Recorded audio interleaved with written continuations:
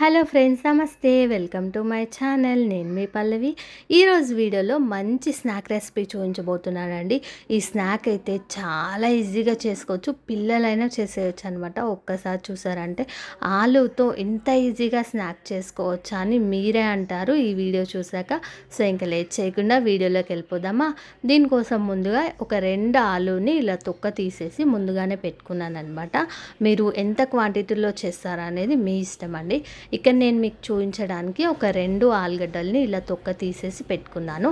అలాగే మనం కొబ్బరి తురిమేది ఉంటుంది కదా, ఇలా ఈ గ్రేటర్ అనేది అందరి ఇళ్ళల్లోనూ ఉంటుంది కదా. సో పెద్ద హోల్స్ ఉంది కదండి, అది తీసుకోండి. అది తీసుకొని వీడియో క్లిప్లో చూపిస్తున్న విధంగా ఆలూని కొబ్బరి తురిమినట్టు తురిమేసేయండి.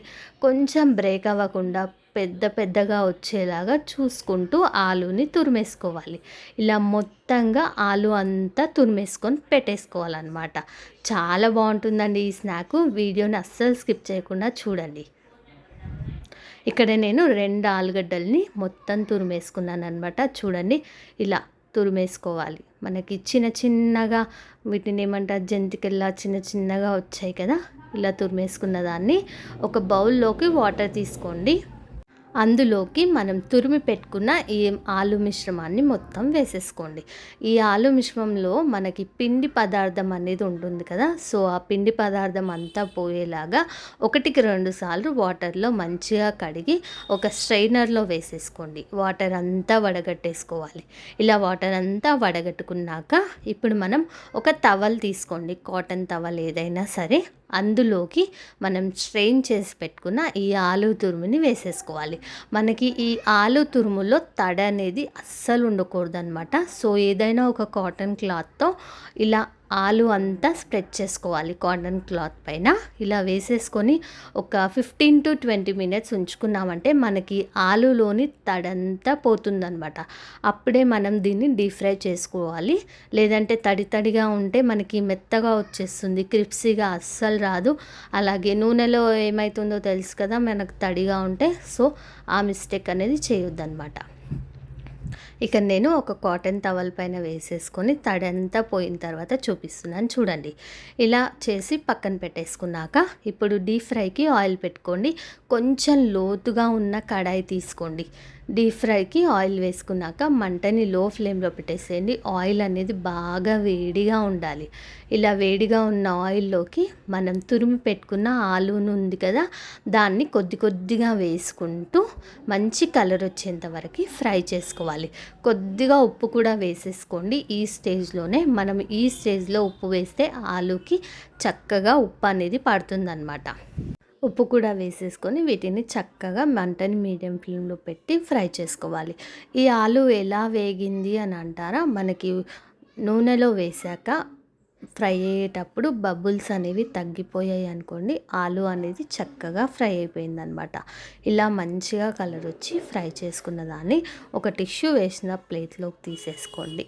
ఎక్స్ట్రా ఆయిల్ ఏమన్నా ఉంటే అబ్జర్వ్ చేసుకుంటుంది.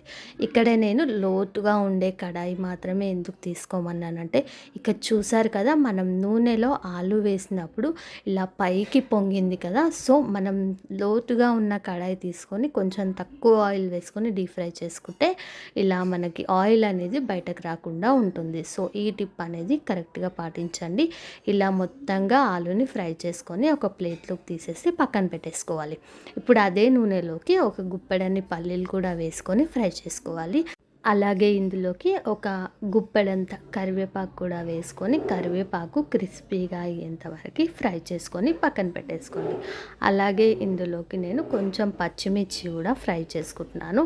ఇది కంప్లీట్గా ఆప్షనల్ అనమాట. మీకు నచ్చితే చేసుకోవచ్చు, లేదంటే లేదు. ఇలా ఫ్రై చేసుకొని పక్కన పెట్టేసుకోండి. మీకు వెల్లుల్లి ఇష్టం ఉంది, ఆ ఫ్లేవర్ ఇష్టం అయితే వెల్లుల్లిని కూడా కచ్చపచ్చగా దంచి నూనెలో ఫ్రై చేసుకొని పక్కన పెట్టేసుకోండి.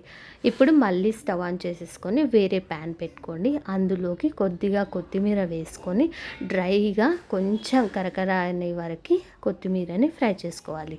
మనకి కరివేపాకు ఎలా అయితే క్రిస్పీగా ప్యాన్లో ఫ్రై చేసుకుంటామో అలాగే ఫ్రై చేసుకొని కొత్తిమీరని పక్కన పెట్టేసుకోండి.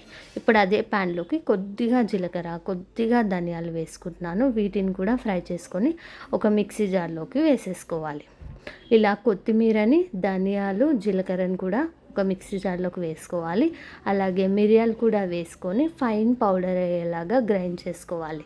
ఇప్పుడు మనం ఫ్రై చేసి పెట్టుకున్న ఆలుని, పల్లీలని, కరివేపాకు, పచ్చిమిర్చిని కూడా ఒక బౌల్లోకి వేసుకోండి. గ్రైండ్ చేసి పెట్టుకున్న కొత్తిమీర పొడి కూడా వేసుకొని, ఒక పించ్ ఆఫ్ సాల్ట్ కూడా వేసుకొని మొత్తం మిక్స్ అయ్యేలాగా కలిపేసుకుంటే ఆలుతో స్నాక్ మనకు రెడీ అయిపోయింది.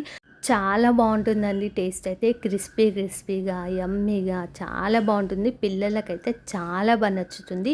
ఈ ఆలు క్రిస్పీస్ అనేవి చాలా బాగుంటాయి. చేసుకోవడం కూడా చాలా సింపుల్. తక్కువ టైంలో ఒక 2 ఆలు ఉన్నా చాలండి. ఇలా స్నాక్లా చేసి పిల్లలకు పెట్టండి. స్కూల్ నుంచి రాగానే ఆవురావురమంటూ తినేస్తారు. అంత బాగుంటుందండి ఈ స్నాక్.